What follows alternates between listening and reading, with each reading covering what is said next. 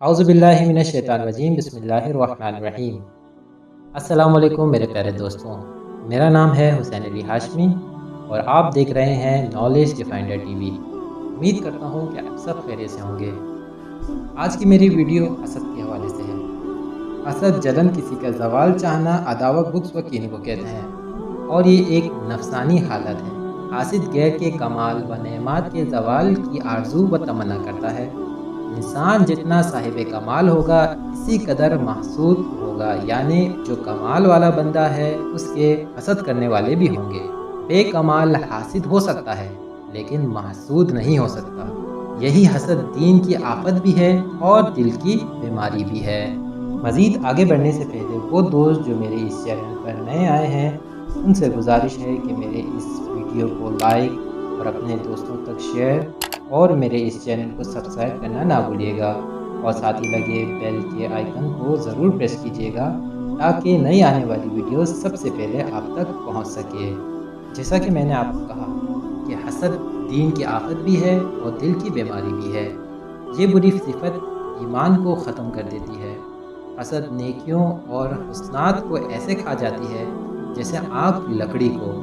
इसीलिए हमें अल्लाह से डरना चाहिए और एक दूसरे पर हसद नहीं करना चाहिए। इसी हवाले से हज़रत ईसा अलैहिस्सलाम और इनके एक हवारी का एक वाक़या आपके सामने पेश करना चाहूँगा। जैसा कि हज़रत ईसा अलैहिस्सलाम के बारे में मिलता है कि वो शहरों की सैर किया करते थे। एक बार वो सैर के लिए चले तो इनके हवारियों में से एक हवारी इनके साथ चला। ये अक्सर हज़रत ईसा अलैहिस्सलाम के साथ रहा करता था।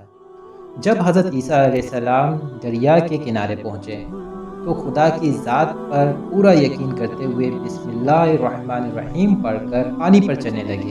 हवारी ने भी जब ये देखा तो इसने भी पूरे यकीन के साथ बिस्मिल्लाहिर्रहमानिर्रहीम पढ़ने के बाद वो भी पानी पर चलना शुरू हो गया और पानी पर चलते चलते हज़रत ईसा अलैहिस्सलाम से जा मिला।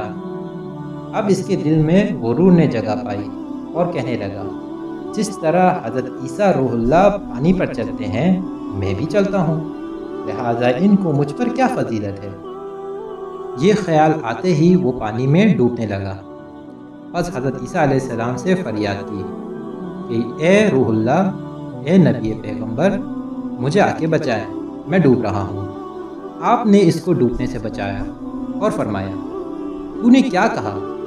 उसने कहा, मैंने दिल में कहा कि जिस तरह हज़रत ईसा अलैहिस्सलाम पानी पर चलते हैं मैं भी चलता हूँ।